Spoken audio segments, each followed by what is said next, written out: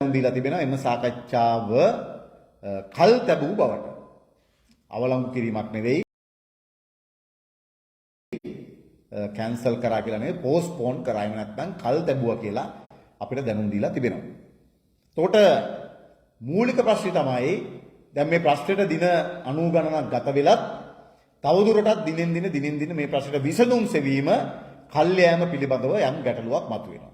ඒ වගේම අපි මේ අධ්‍යාපන අමාත්‍යාංශයට විශේෂයෙන්ම මම චෝදනා කරන අධ්‍යාපන අමාත්‍යාංශයට මේ ප්‍රශ්නය විසඳීමට අදාළව ඔවුන්ගේ පැත්තෙන් ගත හැකි ගත යුතු කඩිනම් පියවර ගන්නේ නැහැ.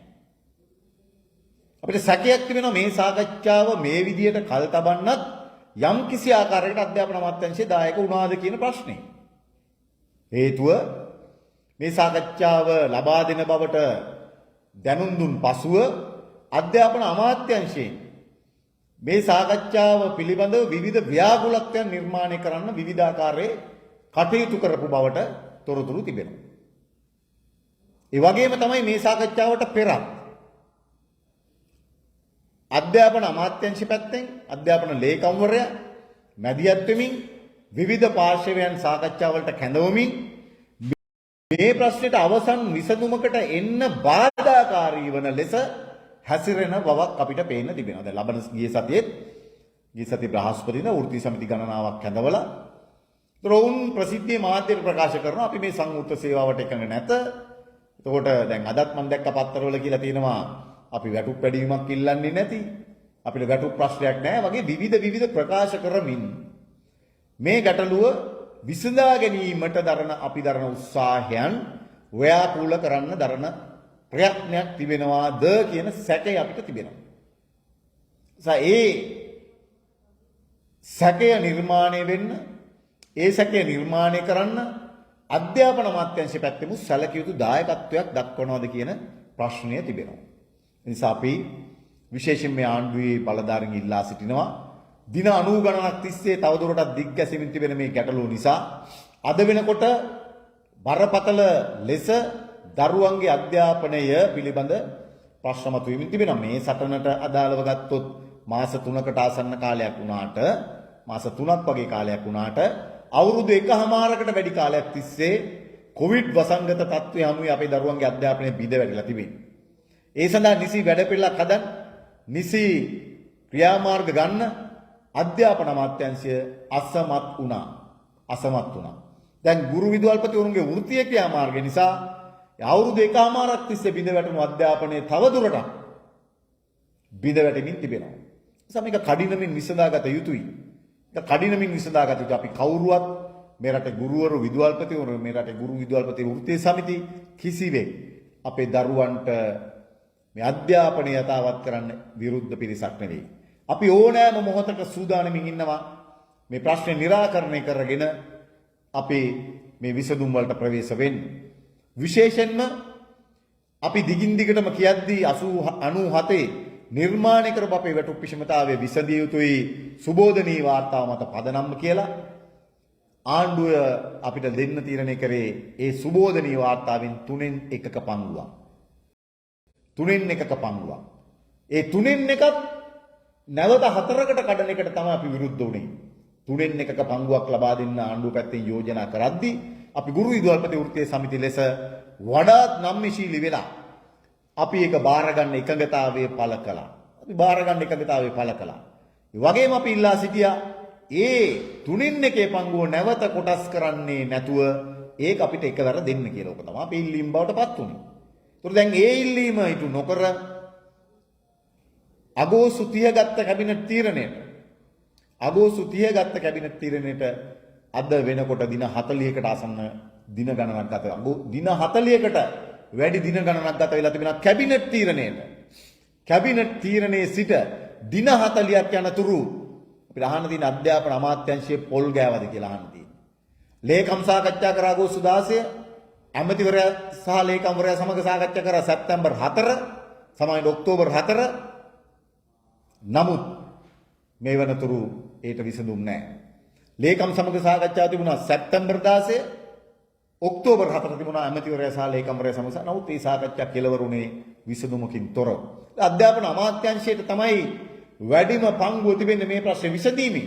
ඇත්තට දරුවන්ගේ අධ්‍යාපනය පිළිබඳ කැක්කුමක් තිබෙනවා නම්, ඇත්තට දරුවන් පිළිබඳ ආදරයක් තිබෙනවා නම්, ඇත්තට මේ ප්‍රශ්නේ විසඳීම වෙනුවෙන් ඔවුන්ට උත්සාහයක් තිබෙනවා නම්, උවමනාවක් තිබෙනවා නම්, ඔවුන්ගේ පැත්තෙන් මීට වඩා කඩිනමින් මේ ප්‍රශ්නේ විසඳලා ඒක අවසන් කරගෙන මේ අධ්‍යාපන ක්‍රියාවලිය පණ ගන්නන්න මැදිහත් විය යුතුයි. නමුත් එහෙම එකක් අපිට පේන්නේ නැහැ.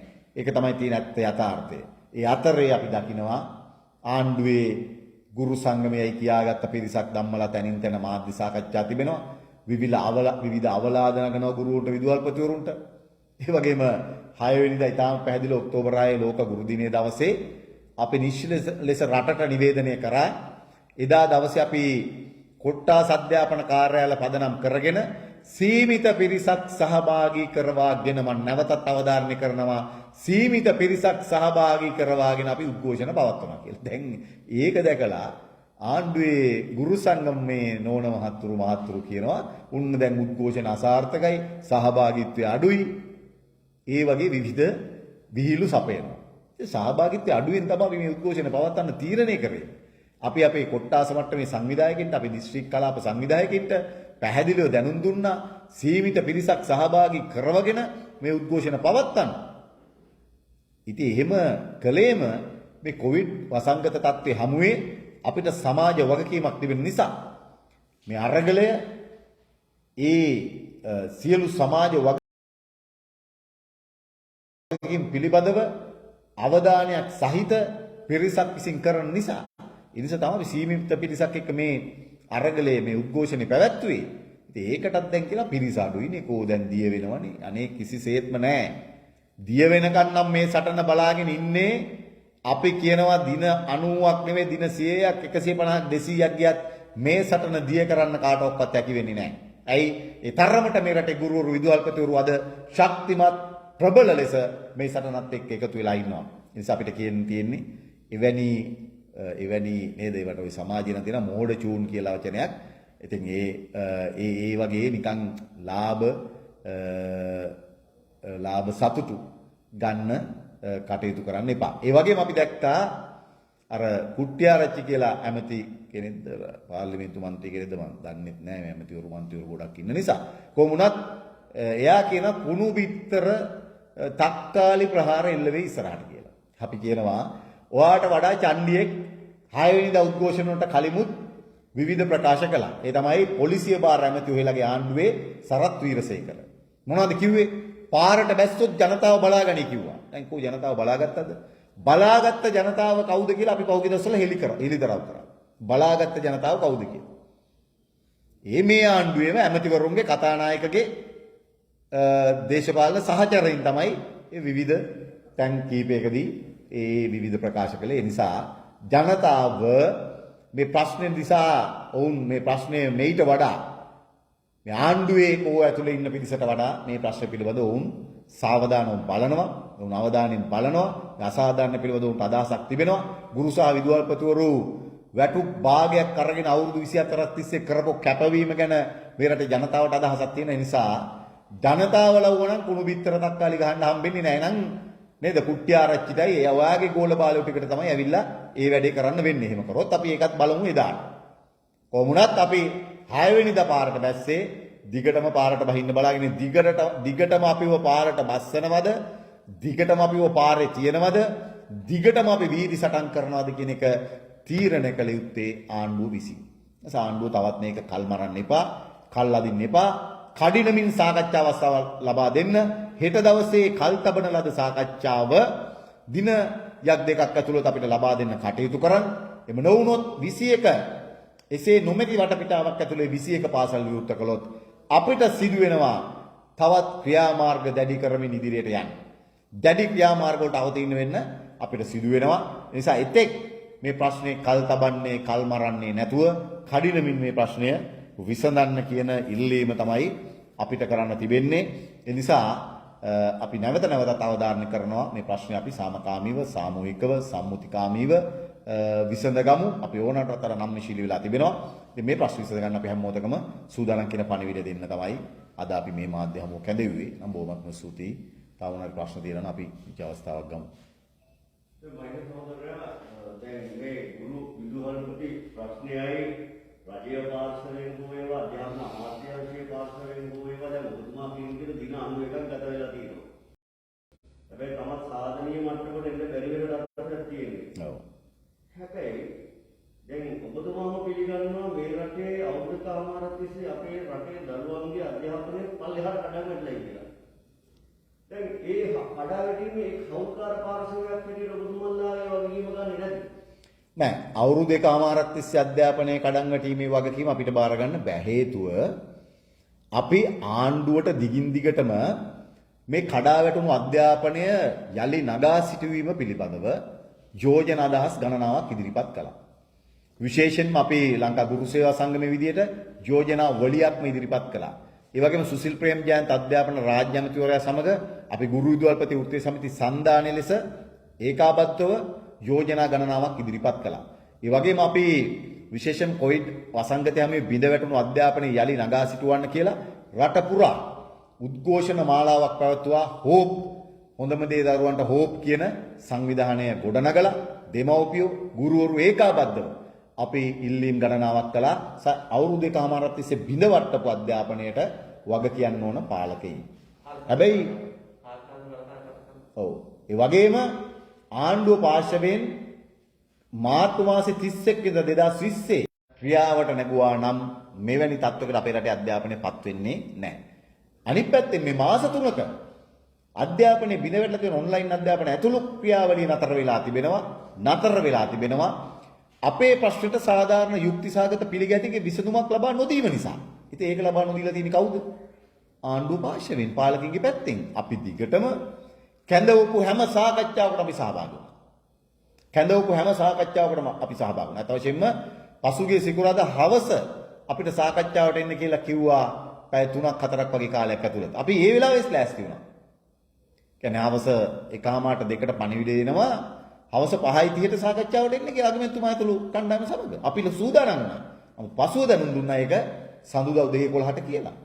ඉතින් අපි ඕනෑම මොහොතක සූදානම්. අපි කියලා තියෙනවා පැය 24ෙම අපි සූදානම් ඉන්නවා සාකච්ඡා මගින් මේ ප්‍රශ්නේ විසඳ ගන්න.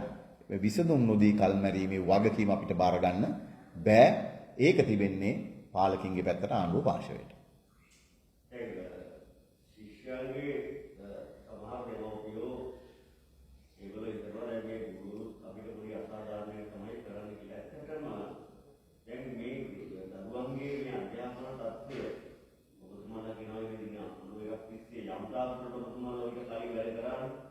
ඒ දෙක එක්ක අපහසුතාවයන් ඔබතුමාලාගේ ප්‍රශ්න නිරාකරණය වීමත් යම් සිහියකින් සිද්ධ වුණොත් ඒ දරුවන්ගේ ප්‍රශ්න විසඳීමට ඔබතුමාලා කටයුතු කරනවා. අනිවාර්යෙන්ම. මොකද පසුගිය මාර්තු 20 2020 මාර්තු 12 පාසල් වහලා නැවත පාසල් ආරම්භ කරපු මොහොතවල් වල ශිෂ්‍යත්ව විභාගය සඳහා දරුවෝ සූදානම් කරා අපේ ගුරුවරු. උසස් පෙළ විභාගය සඳහා දරුවෝ සූදානම් කරා.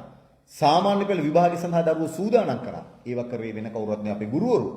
වැක්සින් එකවත් ලබා නොදී අවදානම් තත්වයක් දරාගෙන උදේ හවා නැතුව රාත්‍රී කාලවල පවා පන්ති කරමින් අමතර වැඩ කරමින් ඒ දරුවන්ව විභාග කටයුතු සඳහා සූදානම් කරා. හෙට දවසේ ප්‍රශ්න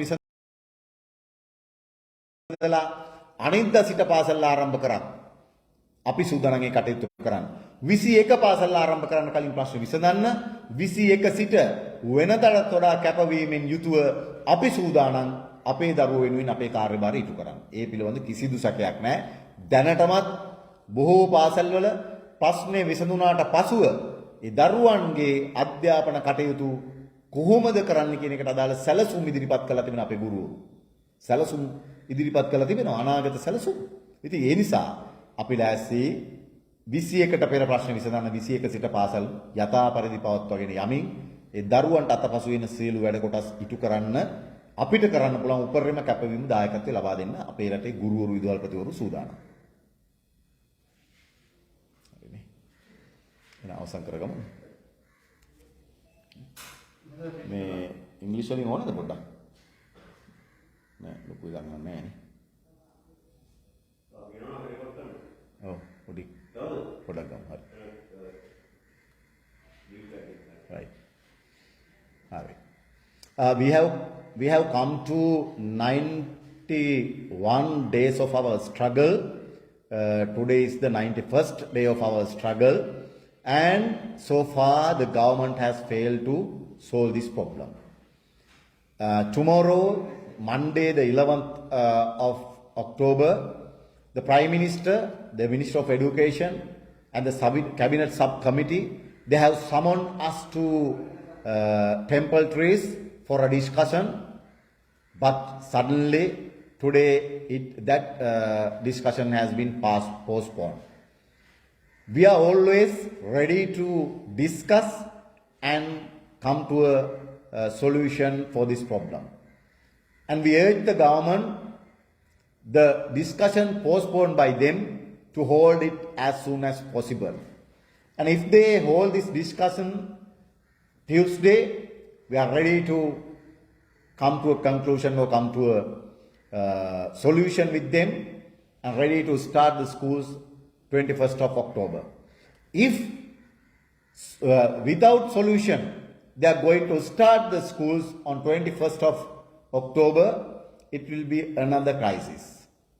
Then the education system will face another crisis.